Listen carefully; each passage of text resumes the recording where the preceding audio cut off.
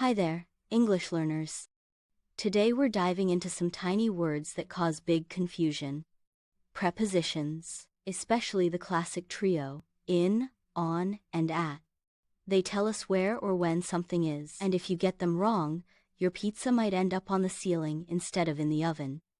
Let's fix that. In, inside something. Let's start with in. We use in when something is inside an enclosed space. The keys are in the bag. She lives in New York. It happened in 2020. It works for places, times, and containers. So if it's got walls, borders, or boundaries, use in. Example with a twist. He's in the table. Whoa, is he hiding inside it? He's at the table. Phew, much better. On, surfaces and days. Next, we've got on. Think surfaces, something resting on top of something. The book is on the table. There's a stain on your shirt.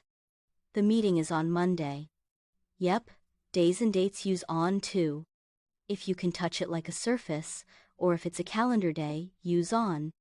So don't say, the cat is in the sofa. You must say, the cat is on the sofa. At, points in precise places. Now meet at. Use at for specific points or locations. I'm at the bus stop. She's at the door. Let's meet at 7 p.m.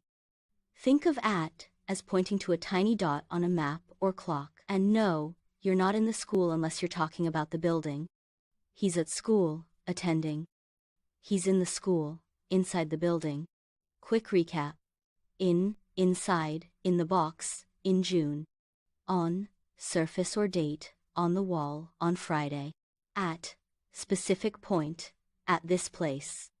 Want more quick grammar lessons? Hit like, subscribe, and tell me, where are you right now? In your house? On a break? At work?